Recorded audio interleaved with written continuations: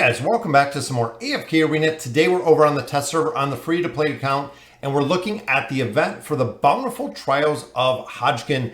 We know he is a Graveborn tank. I really have high hopes for him.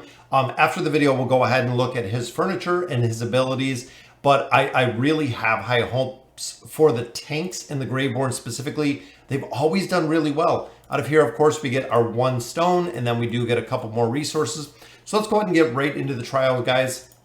So I am hoping he is going to perform well. And like I said, based on the Graveborn and the Graveborn heroes we've seen, he has done really well, or they have done really well in the past when it comes to different heroes. So in this one particularly, it is going to be Hodgkin with Rose. We're going to have Nemitsu, Desira, and then we're going to have Nara to pick up, of course, Sophia right over here. And again, I feel like even though they make him a tank, similar to a lot of the other heroes, it seems like he's going to do a significant amount of damage. He does have that big stun ability, and it just seems like they built him very, very strong, guys. 1.7 million. Of course, Rose putting up 1.7 million there as well to finish out the first trial. So the next team is going to stay the exact same. So it's going to be Hodgkin and Rose combination again. We're going to have Nemitsu, Desira, and then Nara right down there in the bottom. And there's the big stun, which I love. I love his crowd control aspect. He has the flag, the pirate flag, just hanging out right in the middle, buffing everybody up with those abilities.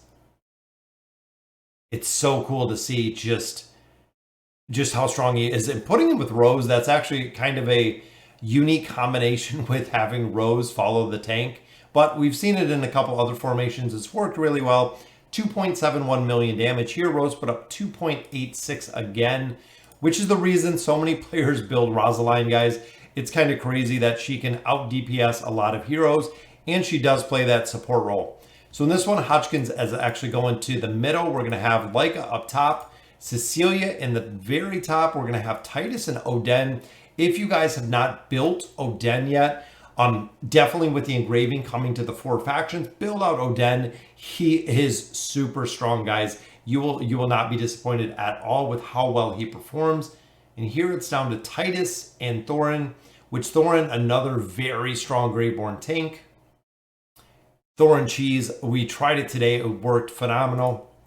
All right, so here 4.6 million from Titus. So overall, not too bad. A little bit of a different comp here. I can't see anyone specifically running this team comp. I mean, short of the Arena of Trials, I can't see anyone running it. The second battle is going to be the same.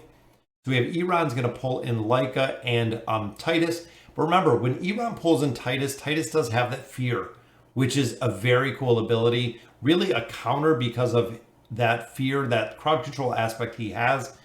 And Hodgkin even powering up right there to go ahead and finish this one out. 1.7, 2.68, guys. This is the reason I've said to build Oden.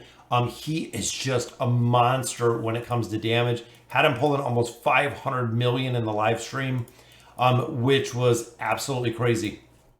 All right, so our final battles is another interesting combination. So this one is going to run Cirrus with Hodgkins.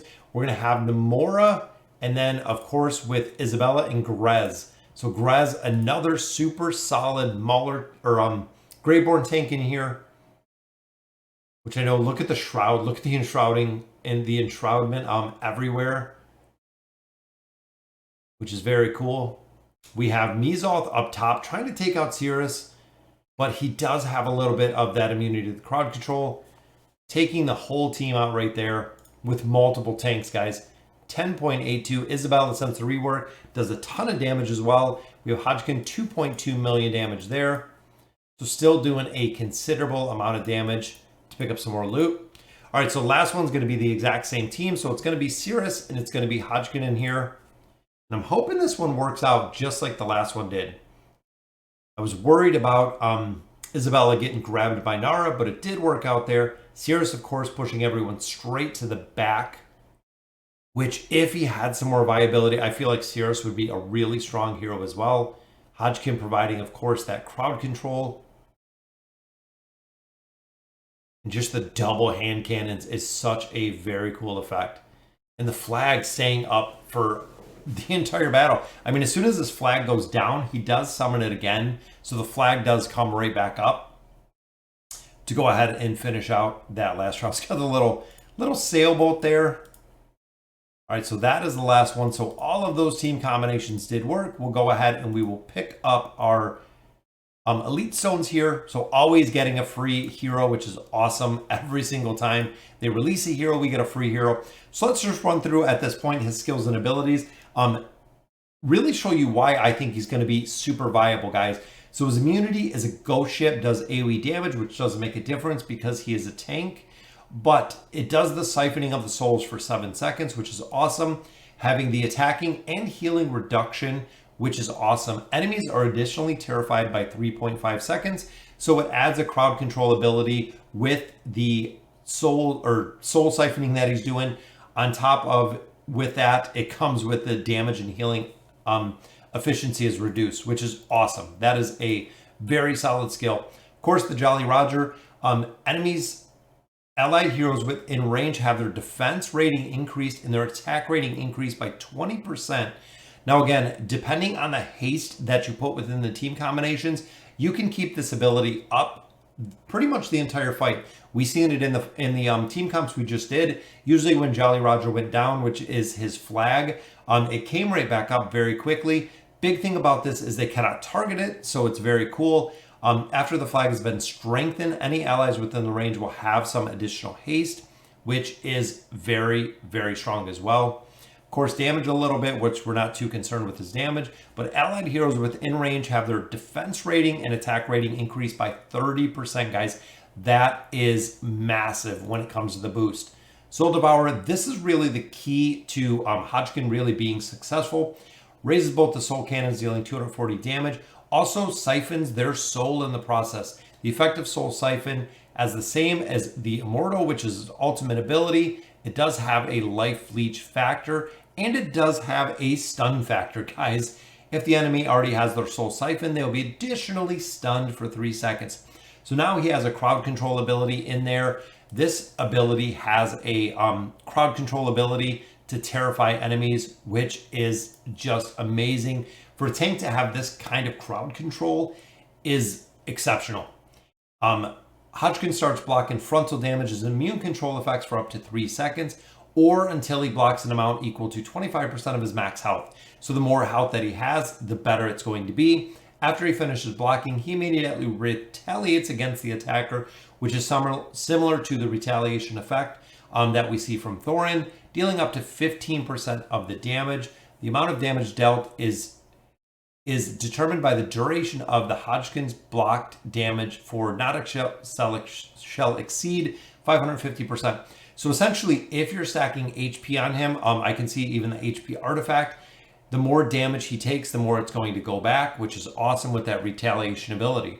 But then you look at it further here, he immediately recovers 10% of his max health for every non-summoned target that has their soul siphon. This effect can be triggered 3 times.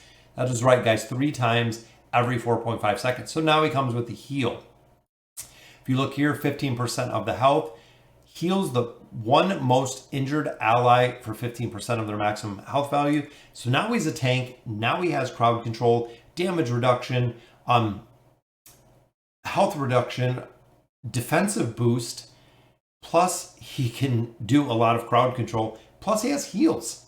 So very interesting. Each time an enemy has their soul siphon, the damage Hodgkin deals is permanently increased by 20%. So now they're stacking the damage that he can do on there, which is kind of crazy because then you look at his furniture. When an enemy has their soul siphon, the effect shall continue until death. So it continues until he dies once they have it, which is super powerful with that 3 of 9.